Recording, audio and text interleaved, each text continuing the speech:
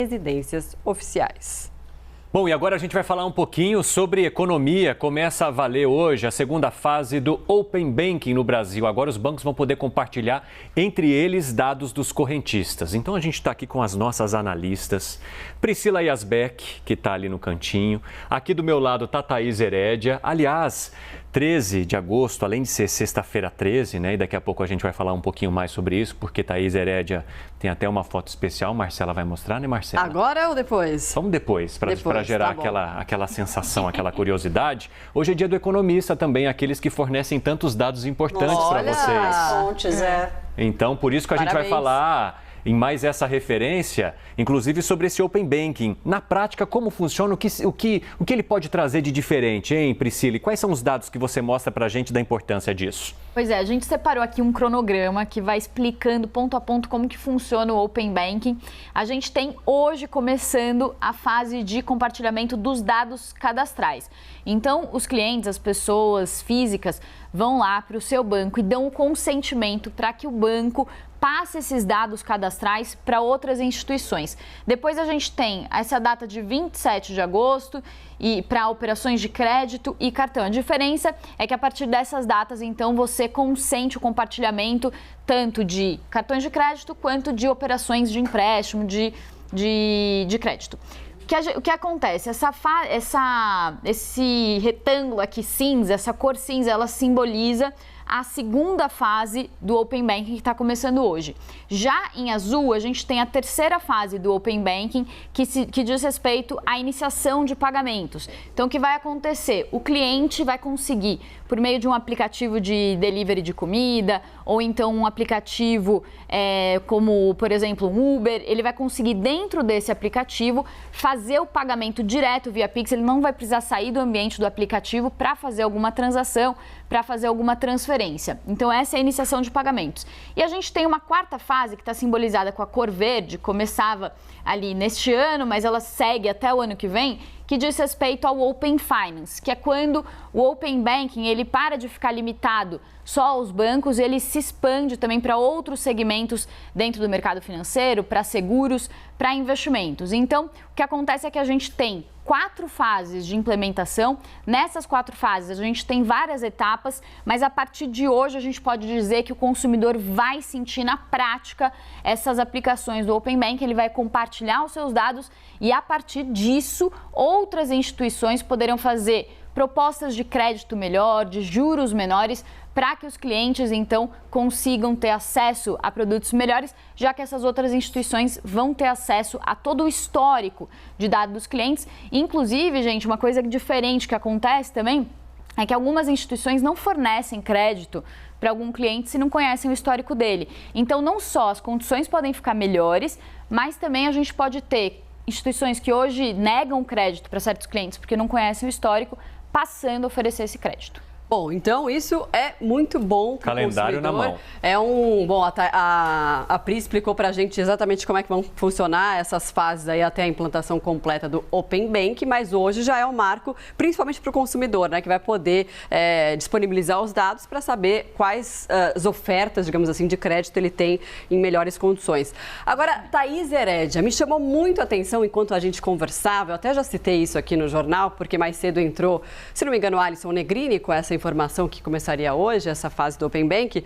A gente estava lá na nossa reunião de pauta, né, falando sobre isso, e você falou assim, é uma nova fase que a gente começa de reestruturação. Então, pensando numa visão mais macro e, claro, focada sempre no consumidor. É o empoderamento do consumidor? O que isso significa? Boa tarde para você.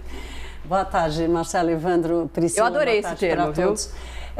Eu não gosto muito dele, mas ele quando ele é usado da maneira certa, é ele que a gente tem que usar. É sim o empoderamento do cliente, o Open Banking é uma revolução que está acontecendo no sistema financeiro do mundo inteiro.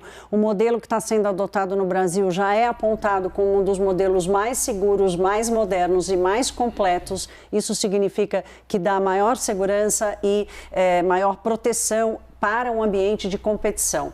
Historicamente, o sistema financeiro brasileiro foi sempre muito concentrado, composto ali por grandes bancos, concentrando e acolhendo a maioria dos 60, 70 milhões de pessoas que têm operações em instituições financeiras no Brasil. O que o Open Banking faz, que é a finalização de um processo que começou lá com um cadastro positivo, quando a gente passou a ter poder sobre o nosso histórico, ou seja, tudo que nós fizemos de bom na nossa vida financeira passa a contar a nosso favor. O Open Banking vem como uma finalização desse processo e o início dessa revolução que dá o poder ao cliente escolher o que comprar, o que consumir, que serviços consumir, negociar melhor preço, taxa de juros e condições. Porque se eu tenho poder sobre o meu histórico, eu vou chegar em qualquer instituição e vou dizer: isso eu como pessoa física e empresas também. Muitas empresas, como a Priscila estava dizendo, têm negação de crédito porque não conseguem comprovar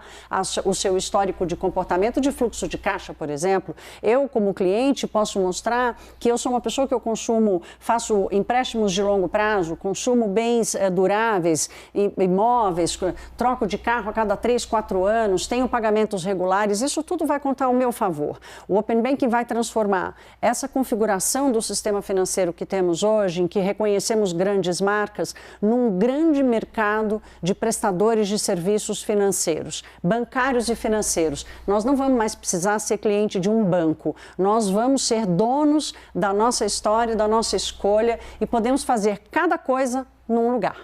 E Priscila Yazbek, diante de toda essa revolução que a Thaís Herédia contou para a gente, inclusive nesse comportamento dessas instituições, isso deve fazer também com que as instituições rumem cada vez mais para o modo digital, abrindo cada vez mais opções para que esses clientes possam compartilhar informações e acessar informações sem precisar ficar buscando essas instituições? Exatamente.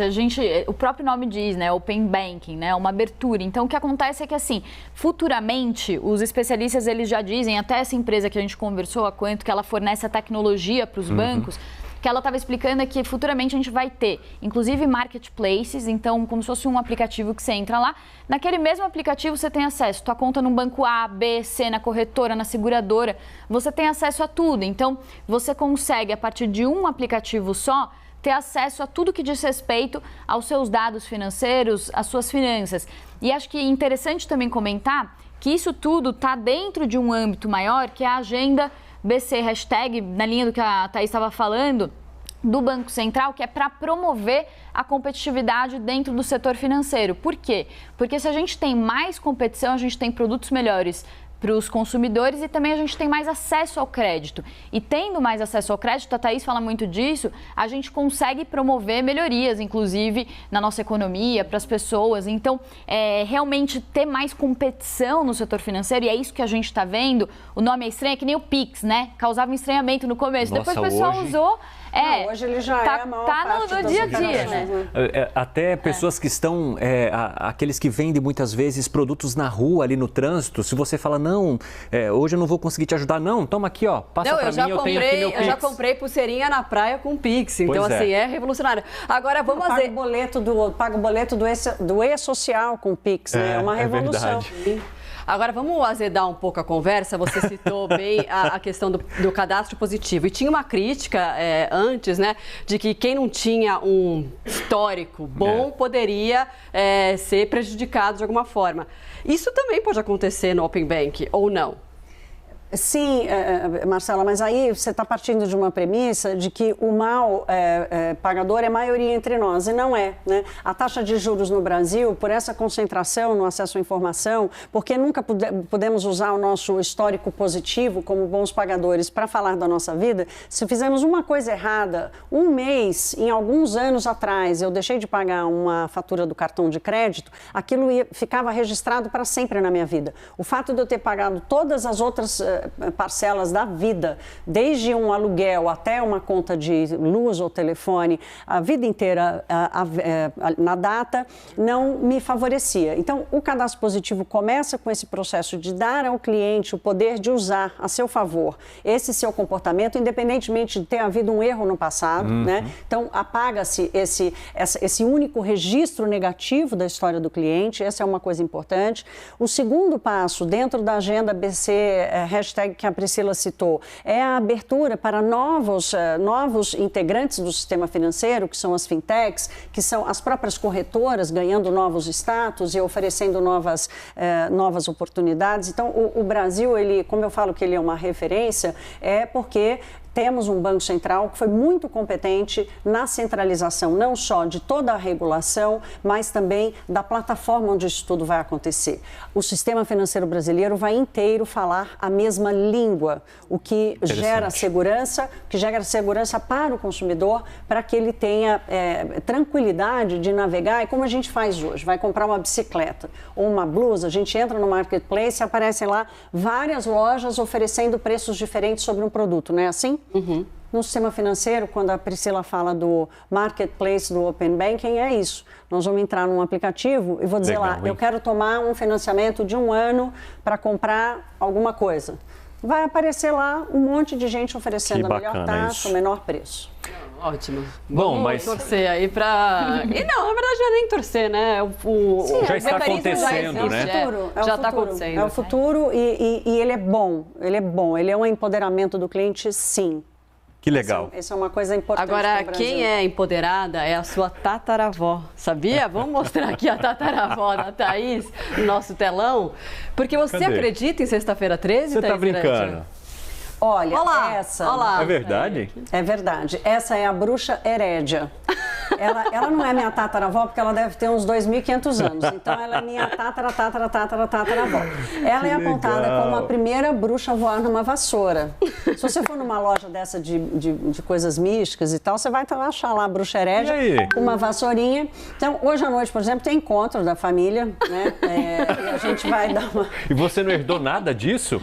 Claro, mas eu disfarço. Eu estou aqui falando de economia hoje, mas hoje à noite tem passeio da família Herédia. No mundo inteiro a gente vai se encontrar voando por aí. Não me apareça com essa vassoura aqui no estúdio, por favor. A minha é mais